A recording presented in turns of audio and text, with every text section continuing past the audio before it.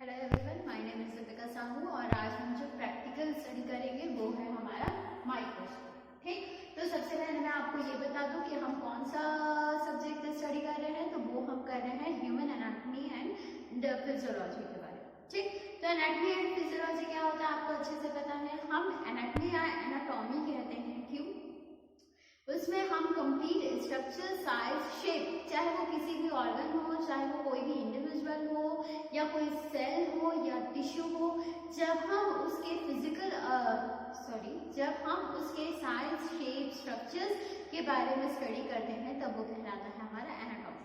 ठीक, और फिजियोलॉजी क्या होता है? फिजियोलॉजी में हम कंप्लीट उनके फंक्शंस के बारे में स्टडी करते हैं, वो कहलाता है हमारा फिजियोलॉजी। ठीक, तो आज हम जिसके बारे में स्टडी, तो हम ह्यूमन एनाटॉमी एंड फिजियोलॉजी के बारे में स्टडी कर रहे हैं। ठीक, आज हम जिसमें स्टडी करेंगे वो है हमारा टू स्टडी अबाउट माइक्रोस्कोप। ठीक, हमें किसके बारे में स्टडी करना है? हमें सिंपल माइक्रोस्कोप के बारे में स्टडी करना है।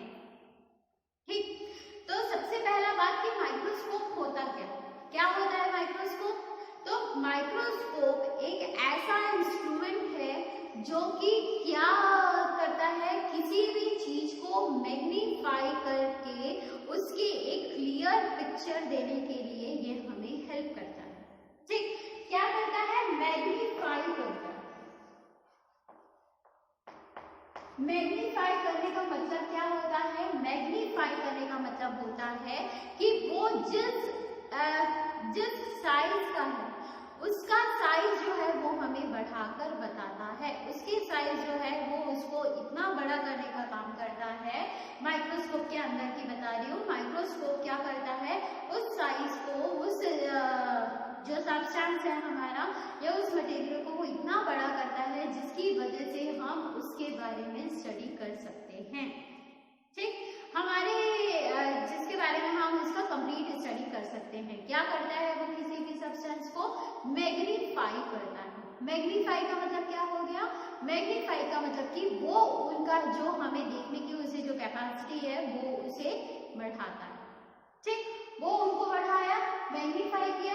अब जब हम उस माइक्रोस्कोप के अंदर में हम जब उसे देख रहे हैं, उस सेल या उस टिश्यू को जब हम स्टडी कर रहे हैं, तब हम कंप्लीट उसके स्ट्रक्चर को देख सकते हैं कि उसका स्ट्रक्चर कैसे काम कर रहा, कैसा है, क्यूबॉइडल है कि स्क्वायर है कि स्फेरिकल है ना। उसके अलावा हम देख सकते हैं अगर उसमें कोई कलर अगर प्रेजेंट है तो फिर उसका कलर हमको पता चल जाता है कि कौन सा कलर है। ठीक, या फिर हम उसके शेप देखते हैं या हम उसका स्ट्रक्चर देखते हैं, उसके अंदर में कोई लाइन्स है क्या ये देखते हैं, उसके अंदर में कैसे टाइप के ऑर्गेनल्स प्रेजेंट है। हम ये सारी चीजें जो स्टडी करते हैं due to the help of microscope. ठीक, तो माइक्रोस्कोप का सबसे बड़ा एडवांटेज कहूँ, चाहे उसका यूज करूँ, तो वो क्या है?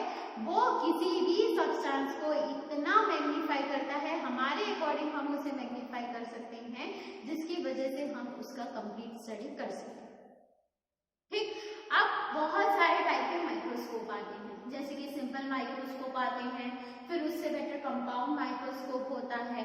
सिंपल माइक्रोस्कोप हमारा सिंपल होता है। ठीक, और जो कंपाउंड माइक्रोस्कोप होता है वो सिंपल माइक्रोस्कोप के कंपैरिजन में थोड़ा कॉम्प्लेक्स होता है। ठीक, उसके अलावा आजकल हमें इलेक्ट्रॉन्स स्टडी करने के लिए भी आजकल अलग से माइक्रोस्कोप्स आ गए हैं जिसे हम EME के नाम से जानते हैं, है ना। TEM के नाम से माइक्रोस्कोप्स आ गए हैं। तो ऐसा करके माइक्रोस्कोप भी जो है उसका एक वास्ट डिस्कवरीज हो चुकी है और हम जिस टाइप की स्टडी करना चाहते हैं उस टाइप का भी माइक्रोस्कोप जो है वो अब हमें अवेलेबल है।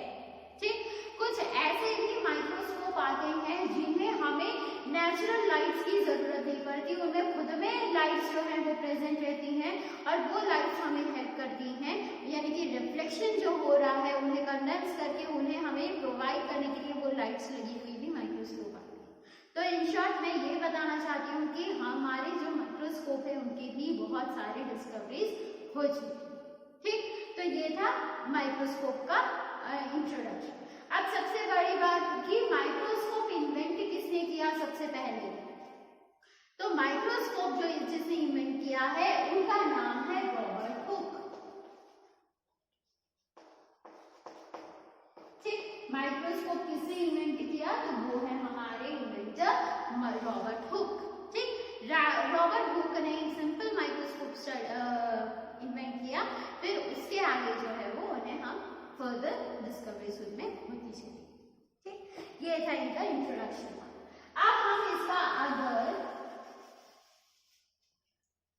पार्ट्स देखें कि माइक्रोस्कोप के क्या क्या पार्ट्स आते हैं, तो हम देखते हैं सबसे पहले माइक्रोस्कोप का जो पार्ट होता है वो कहलाता है आईपीस। आईपीस के बाद आता है आईपीस ट्यूब, उसके बाद आता है स्टॉपर, स्टॉपर के बाद आता है बॉडी ट्यूब, फिर आता है course motion knob, fine motion knob, turret, objective lens, stage clips, stage condenser, eyes diaphragm, lip inclination joint, reflector और डिस्क। ठीक, ये इनके क्या है, ये इनके पार्ट्स हैं। ठीक, यहाँ पर मैंने एक माइक्रोस्कोप का रफ डायग्राम बनाया है। इस डायग्राम में हम देखें तो सबसे ऊपर पोर्शन जो रहता है वो होता है आईपीस। ठीक, अब मैं अगर इनका फंक्शंस बताऊं तो आईपीस का सबसे बड़ा काम क्या होता है, तो आईपीस जो रहता है वो क्या करता है, आईपीस के थ्रू, आईपीस में क्या होता है, जिसको हम आईपीस कहते हैं, उसमें एक लेंस लगा होता है। ठीक, उस आईपीस में भी क्या है, लेंस है, जिसकी वजह से वो उन्हें और मैग्नीफाई, सब्सटेंस को या मटेरियल को और मैग्नीफाई करने में ये हेल्प करता है।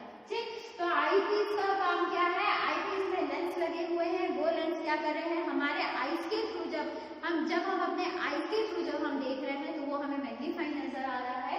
तो इसलिए, क्योंकि ये हमारी आंखों के पास में प्रेजेंट होता है जिसके थ्रू हम देखते हैं, इसलिए इसे हम आईपीस कहते हैं। ठीक, अब ये क्या है हमारा ट्यूब, इसको हम आईपीस ट्यूब कहते हैं। ठीक, आईपीस ट्यूब, क्योंकि ये जो ट्यूब है, इस ट्यूब के अंदर में क्या है, इस ट्यूब के अंदर में इस ट्यूब किसको कैरी किया हुआ है, हमारे आईपीस को कैरी किया हुआ है। ठीक, साथ ही कैसा होता है, इसके अंदर में पूरा का पूरा ये हॉलो होता है। ठीक, क्यों हॉलो रहता है, ताकि जो लाइट रिफ्लेक्ट करे वो लाइट जो है वो डायरेक्ट हमारी आंखों पे पड़े, इसलिए ये क्या है हमारा आईपीस ट्यूब। क्यों, क्योंकि आईपीस जो है वो हम इसी ट्यूब में फिट करते हैं, इसलिए वो हो गया हमारा आईपीस ट्यूब। ठीक, फिर नेक्स्ट हम जब आगे जाते हैं तब हम ये देखते हैं बॉडी, जिसको बॉडी ट्यूब कहा जाता है। इन्हें हम बॉडी ट्यूब क्यों कहते हैं, क्योंकि ये हमारा मेन पार्ट जो है वो कंसिस्ट करके रखता है, इसलिए ये कहलाता है बॉडी ट्यूब। ट्यूब क्यों, क्योंकि ये इलोंगेटेड है, साथ ही साथ वो अंदर से हॉलो है, इसी वजह से इसे बॉडी ट्यूब कहा जाता है। ठीक, नेक्स्ट है हमारा टर्रेट। अब ये बॉडी ट्यूब का क्या काम है, बॉडी ट्यूब का भी वही काम है कि जो रिफ्लेक्शन हमें यहाँ पर से मिल रहा है, जो कंडेंस हुआ है, जो मैग्नीफाइड हुई चीजें हैं वो हमारी आंखों तक जाके पहुंचे। ठीक, तो ये भी उसी चीज में ये हेल्प करता है। ठीक है, तो बॉडी ट्यूब के बाद आते हैं हम टर्रेट। ये टर्रेट क्या होते हैं, ये जो टर्रेट होते हैं ये हमारे ऑब्जेक्टिव लेंस का सबसे बड़ा काम क्या होता है, हम सबको पता है, लेंस एक तरीके से क्या काम करता है, मैग्नीफाई करने का काम करता है। क्या करता है वो, मैग्नीफाई करने का काम करता है, किसी भी चीज का जो बड़ा रूप है वो हमें अच्छे से देखने में हेल्प करता है। ठीक, तो ये टर्रेट का मेन फंक्शन क्या है, तो ये जो टर्रेट रहते हैं, यही टर्रेट में क्या प्रेजेंट रहते हैं, हमारे लेंस प्रेजेंट रहते हैं। हमें जितने भी मैग्नीफाई के लेंस चाहिए वो लेंस जो है वो इसमें सेटअप रहते हैं, पहले से अटैच रहते हैं। ठीक, अब ये क्या है, और साथ ही ये कैसा रहता है, ये रिवॉल्विंग रहता है। कैसा रहता है, ये रिवॉल्विंग भी रहता है, इसलिए हमें इसे रिवॉल्विंग पार्ट भी कहते हैं। क्यों, क्योंकि जब अगर हमें मान लीजिए कि हमने 10x का मैग्नीफाई यूज किया है, लेकिन हमें यूज करना है 15x का मैग्नीफाइंग लेंस यूज करना है, तो हम क्या करेंगे, इसी टर्रेट के हेल्प से हम उसे मूव कर सकते हैं, और उन्हें मूव करने के बाद फिर हम अपना जो हमें साइज का मैग्नीफाइंग लेंस चाहिए हम उसका यूज कर सकते हैं। ठीक, अब ये है हमारे ऑब्जेक्टिव लेंस। ये ऑब्जेक्टिव लेंस कैसे है, इन्हें ऑब्जेक्टिव लेंस क्यों कहा जाता है, क्योंकि ये हमारे पास में प्रेजेंट होता है, इसलिए हम इसे ऑब्जेक्टिव लेंस कहते हैं। ठीक, कैसा होता है ये? हमारे ऑब्जेक्ट के पास में प्रेजेंट होने की वजह से हम इसे ऑब्जेक्ट लेंस कहते हैं और ये अलग अलग मैग्नीफाइंग लेंथ के अकॉर्डिंग जो है वो हमें मिलता है। ठीक, तो ये हो गया हमारा ऑब्जेक्टिव लेंस। नेक्स्ट है हमारा स्टेज। स्टेज हम किसे कहते हैं? जहां पर हम अपने ऑब्जेक्ट हम यहाँ पर किसे कह रहे हैं? जिसके बारे में हमें स्टडी करनी है उस चीज को हम ऑब्जेक्ट कहते हैं। ठीक, तो जहां पर हम अपने ऑब्जेक्ट को रखते हैं उसे हम स्टेज कहते हैं। ठीक, तो स्टेज का काम क्या है? हमने अपने जो ऑब्जेक्ट रखे हैं वो सही जगह पे रहे, वही उसका मेन काम होता है, इसका ऑब्जेक्ट का।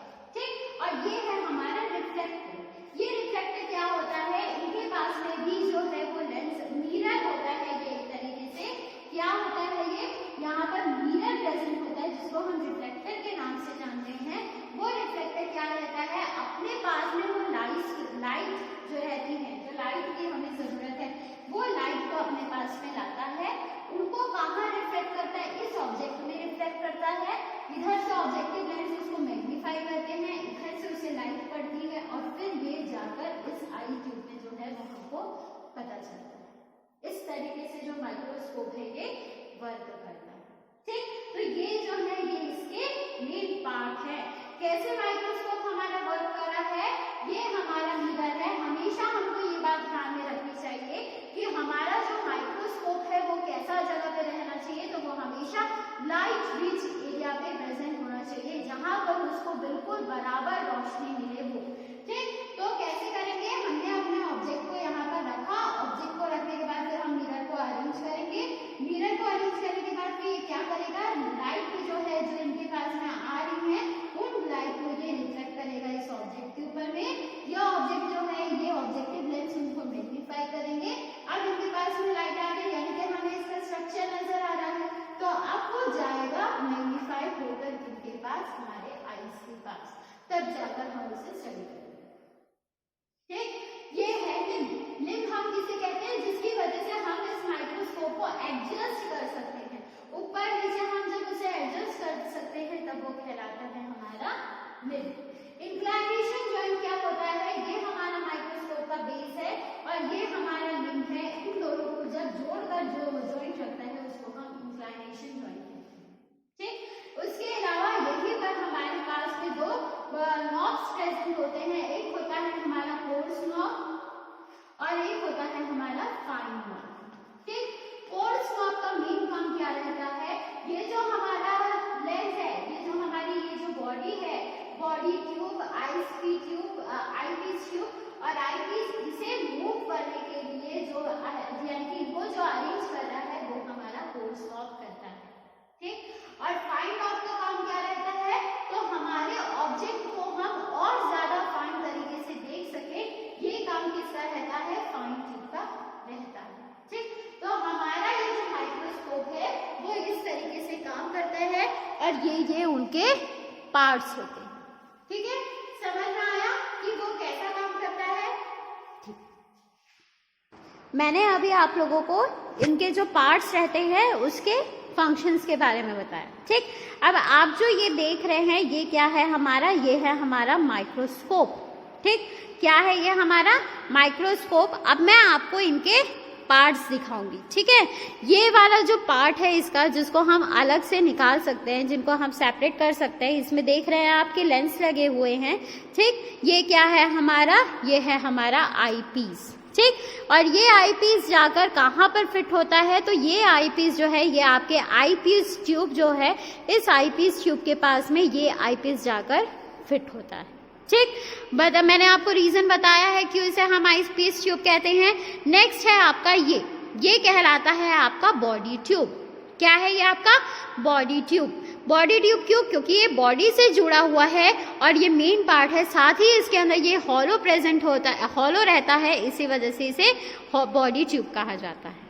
ठीक, और ये है हमारा टर्रेट। ठीक, मैं इसे मूव कर रही हूं, आपने देखा, इसे हम क्या कहते हैं? टर्रेट कहते हैं। ठीक, क्योंकि ये रिवॉल्विंग है इसलिए हम इसे टर्रेट कहते हैं। ये वाला जो पार्ट है इनका ये कहलाता है ऑब्जेक्टिव लेंस। अगर आप ध्यान दें तो फिर देखिए इसमें ऑब्जेक्टिव लेंस में जो है वो इनका पार्ट लिखा हुआ है ना, अलग अलग नंबर्स के अलग अलग ऑब्जेक्टिव लेंस आते हैं, तो आप इसे इस तरीके से समझ सकते हैं। ये क्या है हमारा ऑब्जेक्टिव लेंस, जो कि क्या काम करेगा, इन्हें हमारे जो सब्सटेंस है उनको और मैग्नीफाई करने में ये हेल्प करेगा।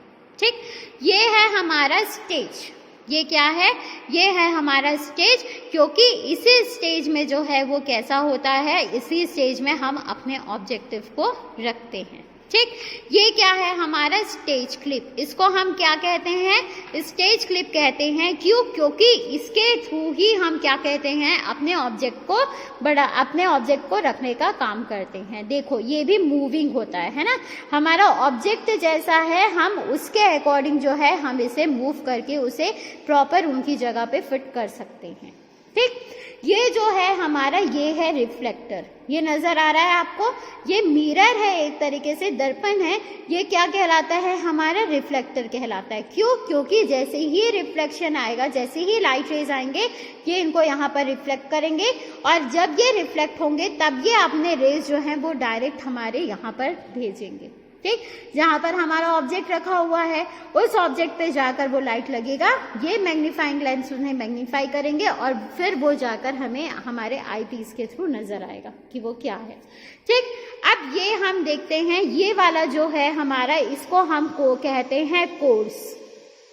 ठीक, इसको हम क्या कहते हैं, कोर्स मोशन नॉब कहते हैं, क्योंकि ये क्या करता है, हमारे जितने भी आई पीस और आई ट्यूब जो है वो इसको आगे पीछे करने के हेल्प करते हैं। जैसे कि मैं इसे मूव कर रही हूँ तो फिर आप देख सकते हैं कि वो जो है वो आगे पीछे मूव हो रहे हैं। ये जो है हमारा, ये कहलाता है फाइन नॉब। जब हम कोर्स ट्यूब के थ्रू जब हम इसे परफेक्टली अरेंज कर लेते हैं, तब ये फाइन ट्यूब जो है ये हमारे ऑब्जेक्ट को और फाइन और अच्छे से देखने के लिए हेल्प करता है।